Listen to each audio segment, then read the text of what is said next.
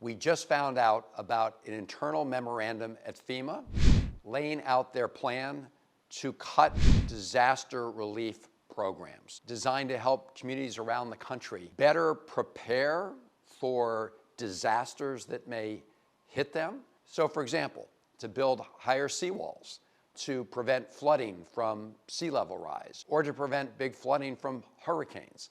In other words, these are funds designed to help protect communities, both people's lives as well as property.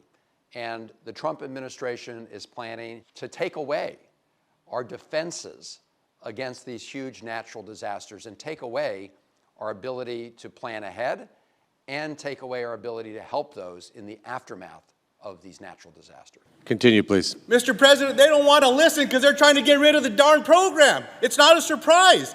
They want to eliminate SNAP. $230 billion completely devastates it. It's not about the inefficiencies that they claim. This is going to hurt our constituents.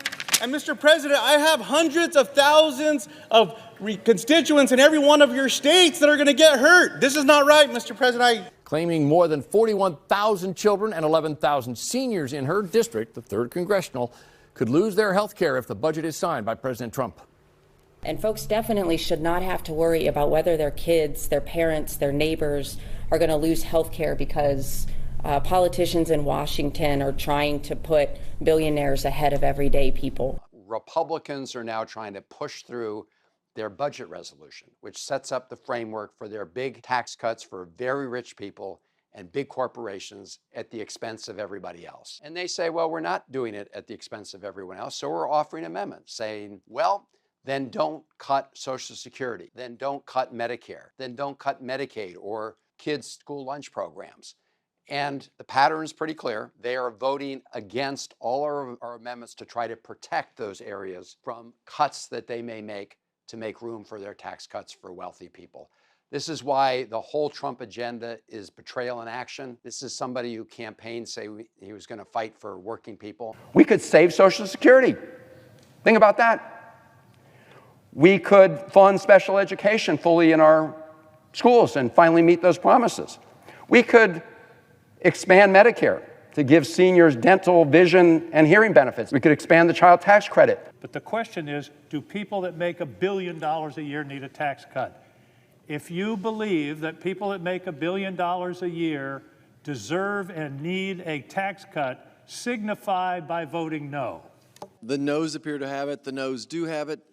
The amendment is not agreed to.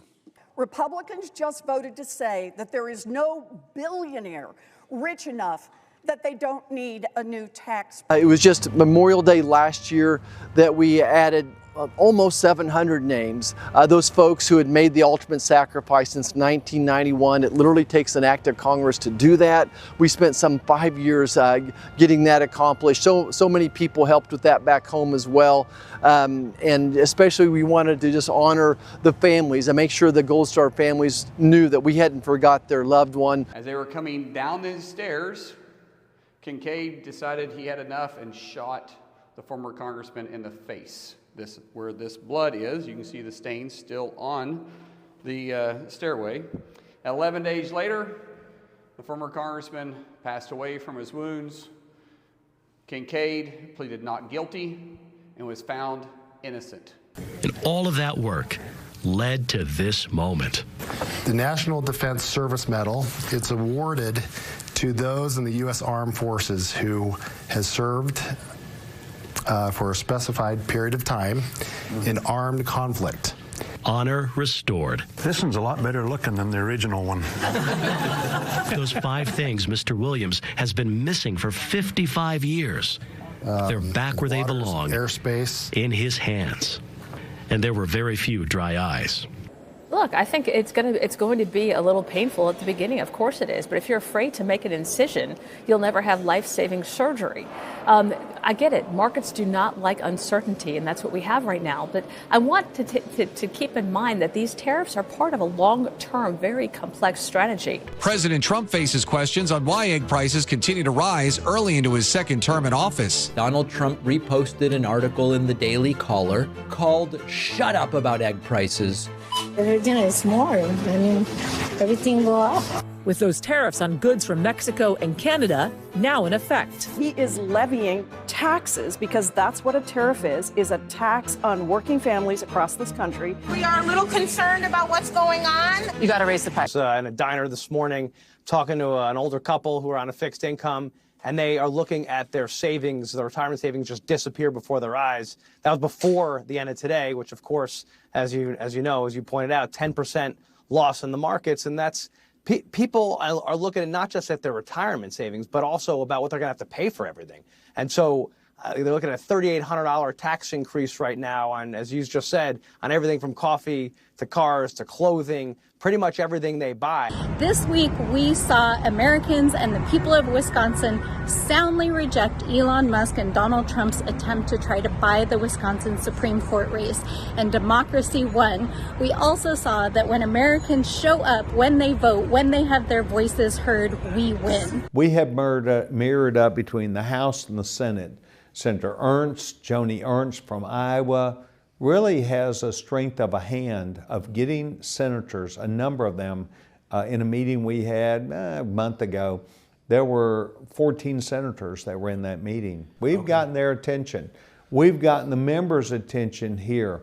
How do we do this? We do this by working with the administration. I will be blunt, they're running 200 miles an hour. Yeah. We're running behind them. We do not have all the visibility we want, but we still are on a pathway.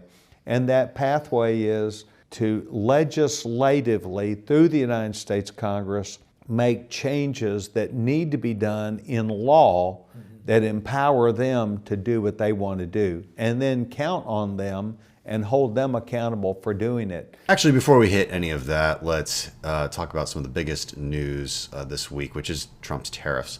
On Wednesday at 4 p.m. from the Rose Garden, President Trump announced his Liberation Day tariffs. The president announced a 10% universal tariff on all goods, barring certain exemptions, imported into America starting on April 5th. The president also announced significant discounted reciprocal tariffs on about 60 countries starting on April 9th. These reciprocal tariffs are designed to be roughly half of what other countries charge the U.S. in tariffs, currency manipulation, and other trade barriers.